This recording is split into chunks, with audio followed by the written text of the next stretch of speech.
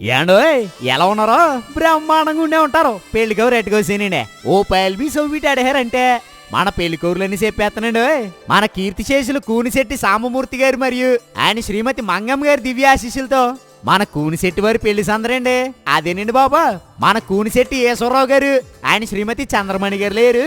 ఆప్యాయంగా అందరినీ పలకరించేస్తా ఉంటారు. మరి వాళ్ళ ఏకైక కుమారుడు ముద్దుల కుమారుడు మన గౌతమ్ సాయి పెళ్ళిండే.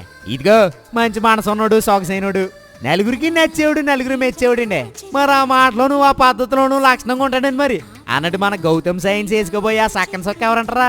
మన విజయవాడ వాస్తవీయులు మన పెద్ది గోవింద్ గారు ఆయన శ్రీమతి భాను గారు లేరు. అనురాగంతో మాట్లాడేస్తా ఉంటారు. మరి వాళ్ళ ఏకైక కుమార్తె ముద్దుల కుమార్తె మన ఉషారాణి అండి. ఇదిగో కుటుంబీలు తెలిసిన మంచి అమ్మాయి, ఎప్పుడు సిరినో సిందించే గడుసు పిల్లండి అన్నట్టు. చూసారా కొందన బొమ్మలో ఎంత క్యూట్ గా ఉందో. మరి చూడముచ్చటకుండే జంటకి పెద్దలు వివాహం నిశ్చయించారండి. ఎందుకే పెళ్లి ఎప్పుడు అంటారా? మార్చి నెల 5వ తారీఖునాడు అనగా గురువారం రాత్రి 2:24 అంటే తెల్లవారితే శుక్రవారం అండి. ఎందుకే పెళ్లి ఎక్కడంటారా? మన కరకపూర్ మలంచాలో ప్రజాప్రతిగారిలోనే అంగరంగ వైభవంగా జరగబోతుందండి. మరి అన్నట్టు భోజనాలు అంటారా?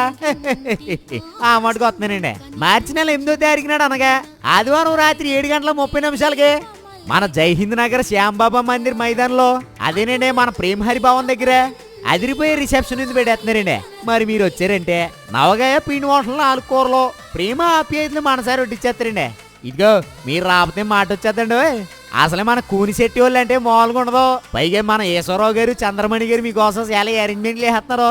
మీరు రాకపోతే మా వాళ్ళు బ్యాంక్ వేసుకుంటారండి. ఇంకా చాలా పెళ్లి పనులు ఉన్నాయండి.